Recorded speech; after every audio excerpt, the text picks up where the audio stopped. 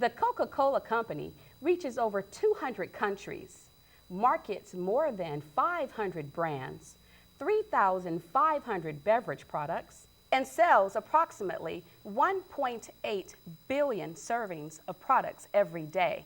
But yet, they always have time to keep a local community presence. And that's why we have Bruce Karras, Vice President of the Environment and Sustainability Department of the North American Coca-Cola Company. Our topic today, Coca-Cola leads in zero waste initiatives to protect our climate. So let's welcome Mr. Karras and let's see what Coca-Cola is doing to help local communities. Hello, Mr. Karras. Bruce, if I may. That's perfect. How are you doing today? Good, good. We're so happy to have you here on the Recycling Works television show. Thank you so much. Today on our show, we'll be talking about zero waste initiatives. And of course, I have my co-host with me, Judy Noles, with Keep South Fulton Beautiful. Thank you. Hi. Again, we appreciate you taking your time and joining us today, sharing with us about the initiatives of Coke.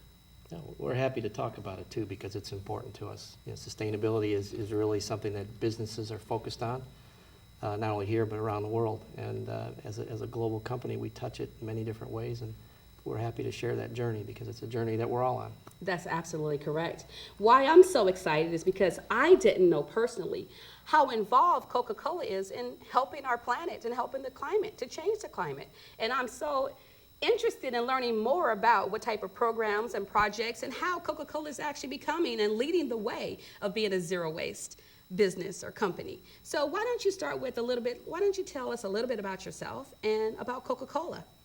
Okay, well, I manage a group of people that are really just a small part of sustainability at Coca-Cola. They're different professionals that have maybe an engineering background or a hydrogeology background or an environmental background. But when I look at my department, their job is to really build capability in the rest of the company because everybody's job has a piece of sustainability in it. Everybody's job has a piece of zero waste, so that's really important to us. So we have people that bring to the table the technical skills that are embodied in the environment and sustainability, but a big piece of what we have to do is work cross-functionally throughout the organization. So others really pick up the passion to do the kinds of things that we'd like to do. So it's important to us. And I think that it's important that our community knows, like I would not think about hydrogeology being part of Coca-Cola. So it's going to be very educational and interesting, our meeting today here. So with the zero waste initiatives, I understand there are actually 3 specific areas in which you kind of oversee, and that's in recycling, water, resources, and energy efficiency. Is that correct? Yeah, I think every company that looks at this space, you have to take a step back and think about what does your business do? You know, in our case, we make beverages and we have to move them around. So for us, what's critically important is really thinking about the contents. So water is in every product that we make. So water is critically important to us as a business today and in the future. So it's really a place where we have to think sustainably. If you look at packaging, every product we make has some kind of package that it's got to be carried in. So how do we do that in a way that this package is something that is protects the product, and a package that we can build in these values that we have on sustainability and zero waste and recyclability. So there's some thinking that goes behind that in terms of innovation. And I think every company is really looking really hard at the whole energy and climate space. And that's something that you have to look at from the way you convey materials over the road through different types of vehicles, the energy demand in your plants. And for us, we even have to think about those vending machines that carry our products. So all those are things that we have to consider as part of what makes Coca-Cola and our communities interlinked. So really when you think about what a company does, water, energy, sustainable packaging are important, but the linkage that I think that is important with all 3 of those is communities. And we're a huge, huge company, but everywhere we operate, the people that work there live in that community. They share those resources that the community has, electricity, water. So we have to build those values into our broader system.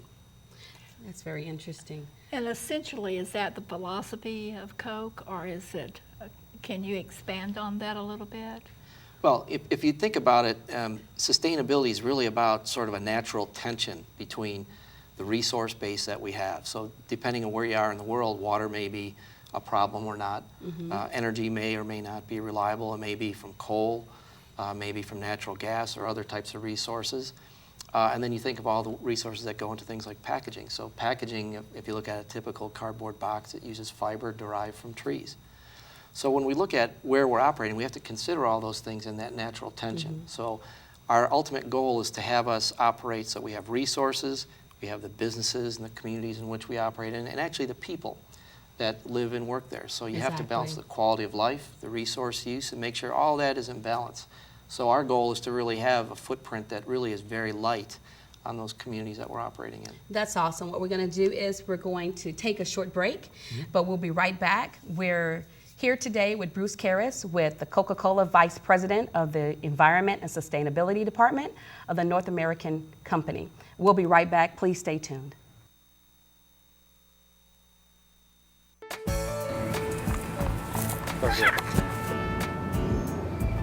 Ew, Daddy, recycle this, recycle this. Where you learned that from, son? Recycle off me, Dad. Welcome back to the Recycling Works television show. Hi, I'm Mary Darby, and I'm your host. And I have with me today, Judy Noles, your co-host. and we have a very special guest with us today. We have Bruce Karras, the Vice President of the Environment and Sustainability Department of Coca-Cola, discussing the zero waste initiatives that Coca-Cola is taking to lead the way to help protect our climate. Bruce, welcome back. You know what I find? I'm just going to relax a little bit, but what I find is that in the community, we use the word a lot: sustainability, ecosystems, all different types of terminologies. And I find that in the local communities, that a lot of our citizens or residents do not really know what that means. Can you explain to us what the word or terminology sustainability means, and what does that mean to Coca-Cola? Well, that's a good question, and I think that's something that even internally, when we look at our own employees, we have to really impart a certain set of values to them about sustainability. So we define it under really a heading of really three words: me, we, and the world. So the me is about people, and the we is about communities, and the world are really the areas that I reside in quite a bit, with all the environmental components: water and sustainable packaging and energy and climate. And those together are really our umbrella that we use to really look at sustainability as a whole. And underneath that, we put a host of different initiatives that allow us to have a direction, metrics, and in businesses you have to have metrics to really understand what you need to do. But it also really teaches us that we can extract from that the things that we want to pass on to our employees. We have a special program that we call employee ambassadors. So we want our employees, for example, if water is really important to us, and in a plant we may do some work to say we'll stop leaks and stop things that waste water. We want those employees in turn to go home and maybe knock on the door while they're teenagers taking a long shower and really impart some value to water that we should all have. And we did some real interesting things like that in the past, where we gave employees low-flow shower nozzles during the drought back in 2007. That's great. And so as they left, they got a little packet that had the nozzles and it had the little flow restrictors. And that's a way that you take sustainability and a value that you have in a business and you take it home. Very good. So when an employee screws it into the wall, we've done something that saves water, but we've kind of changed how they perceive sustainability and makes it real. And I think that's the hardest part for people in a community, is to make it real. And probably in the work that you've done with recycling, it's really teaching people things that they can do themselves.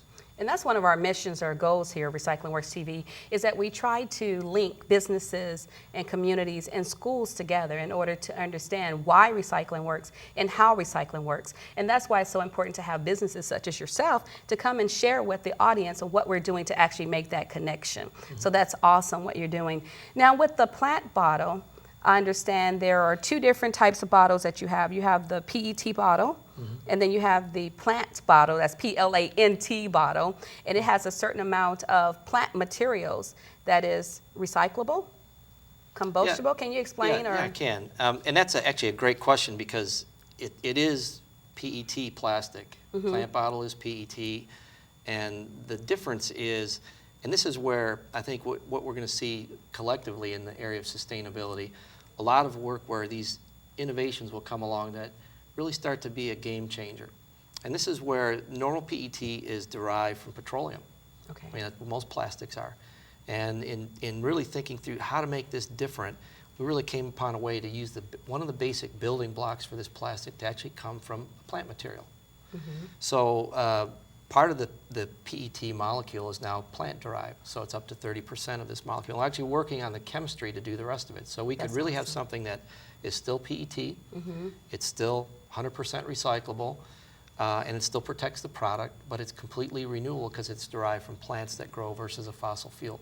And that's a really, it ends up being a scientific thing that as you try to explain it to people, they go, well, does that mean it's compostable?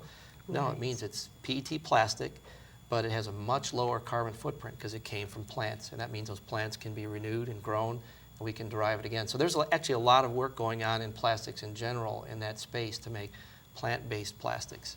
Please, what type of plant material that you look for? Yeah, that's a good question, and I think this is part of, when we look at sustainability, it's really a journey. So today, what we're making this plant-based material from is from waste sugar cane and sugar cane that's grown in a part of Brazil. It produces sugars, and the sugars, we produce an alcohol that goes into this particular product. But there's some excellent work going on now that is actually looking to be able to take these sugars from really common plant materials.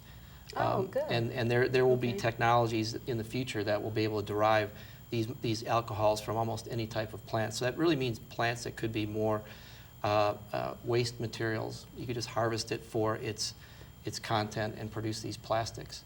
So that's a powerful thing, and it's something that's very important to us as a company. We're actually rolling this out globally, and it's a very important initiative. So one of our goals is by 2020 that every PET plastic bottles will have some of this plant bottle resin in it, and that's something that we're working on every day.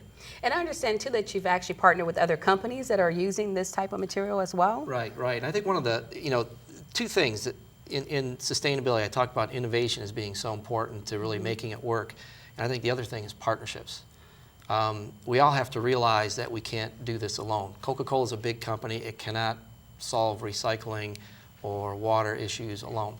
And so we're partnering with other companies like Heinz and Procter & Gamble to really help us together go down this pathway to a plant-based resin for PET. That's awesome. We're going to take another quick break, but when we return, we'll still have Bruce Karras with us here from the Coca-Cola Company, and we'll discuss other zero waste initiatives that they are taking the leading edge on in terms of water as well as agriculture. We'll be right back. Please stay tuned. All of us want to do our part to make a positive impact on the world we live in. We at the Coca-Cola Company want our great tasting beverages to come in a bottle that's in harmony with the planet. And we've devoted our brightest minds to inventing the bottle of the future. We would like to introduce you to the next step in this journey. Plant Bottle. Plant Bottle is an innovative, redesigned plastic bottle that you can feel good about every time you pick it up, drink from it, and send it on its way. In fact, up to 30% of plant bottle packaging is made from renewable plant-based material. And it's 100% recyclable, just like existing PET bottles, so you can use its materials again and help save our planet's precious resources. Our plan to put approximately 2 billion plant bottle packages on shelves in 2010 will reduce our environmental impact, equivalent to saving 3 million gallons of gasoline.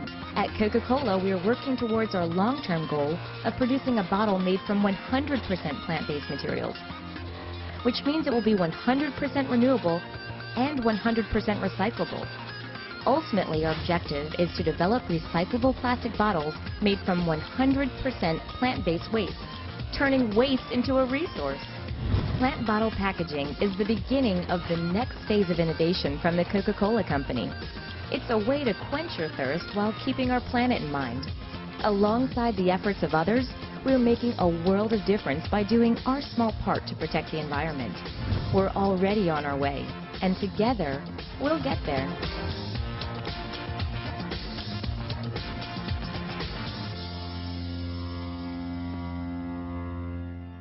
Welcome Welcome back to the Recycling Works television show. Hi, I'm Mary Darby, and I'm your host. And joining me today is my co-host, Judy Noles, and also our special guest, Bruce Karras, the Vice President of the Environment and Sustainability Department of Coca-Cola.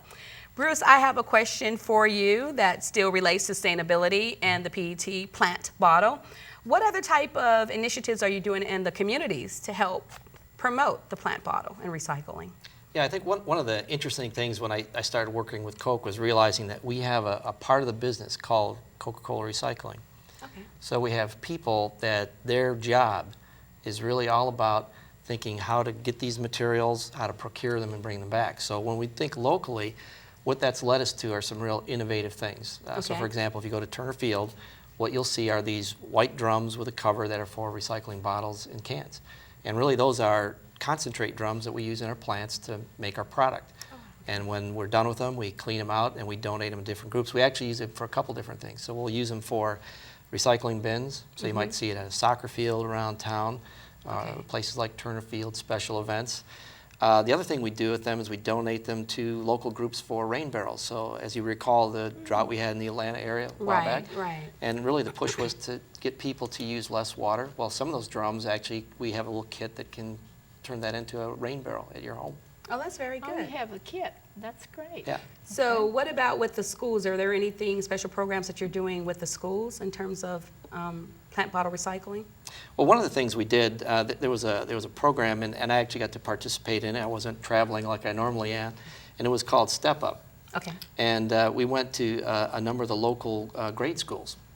And we brought in a little curriculum that was really built around sustainability. So we had a little section on recycling, a little section on the water cycle, Okay. a little section on energy. And we went into the schools. We taught the kids some of the basics. We had a little lunch, of course. And but it was a way to go back into the community and really start to embed some of those values in children. I think, as I mentioned earlier when we talked, that I think that's what's important in a community is if you have a passion about something like sustainability, Right. how do you take it home and how do you embed it in the community? And that was one of the things that we did, and we've done variations of that and as well since Now, then. is that a program that you're still currently running, or is it something that's kind Yeah, of we brought dormant? that one back from time to time. Okay. And it's something that we have tried different variants of how we do the program. But it was really fascinating. I think the most interesting thing is to see some of our executives that may normally have very little to do with sustainability, all of a sudden they have to figure out how to teach the water cycle. Right. And the kids keep us honest because their teachers are teaching them in Right, school exactly, about the water exactly. cycle, and they ask good questions. So it's a good interchange, and it's something that I think we do a lot of around the world. The other thing that we have is we've been a longtime member of the International Coastal Cleanup. Okay. And as a result, all over the world, typically in September, we'll have people going to beaches and shores of rivers and lakes and doing cleanups. And again, that's employees and families in the community. And that's a way to really embed in those places where we live and work a value that's important to us. That's awesome. I was just thinking about different schools that we could actually support you and get those type of programs, your recycling program in the schools. I think that's great. I'm so glad that he brought that up because my other hat is director of Keep South Fulton Beautiful, which y'all are very active in the Keep America Beautiful program too. And so, and you mentioned watersheds a while ago. Can you share a little bit with us on what Coca-Cola does to protect the watersheds? Sure. Not only in North America, but around the world? Yes, yes. Well, as I think water for us, as I mentioned earlier, it's in every product we make.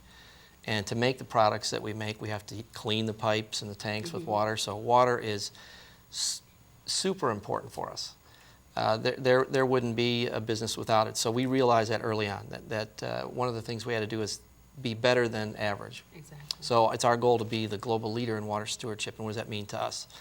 Well, it starts with the basics. So if you go into a typical bottling plant, what you won't see is water spraying around, leaking on the floor. So you got to fix the basics. And that's the same thing you take home. You want to do the same thing at home. So we have to fix the leaks, make sure the valves are properly maintained. But it's what are the interesting things that you're going to do. So we've actually looked at tweaking our process to do things differently than we did 10, 20 years ago. So for example, we rinse bottles out. We used to rinse them out with water before they're filled. Now we use air rinsers. So that's a way to substitute. even up to things that you would never expect. For example, one of the growing efforts in the water space is to really look at how you can take water that maybe we use to clean the pipes during what we call cleaning in place. So we use hot water, maybe a little bit of a sanitizer, and we'll run it through a water treatment system.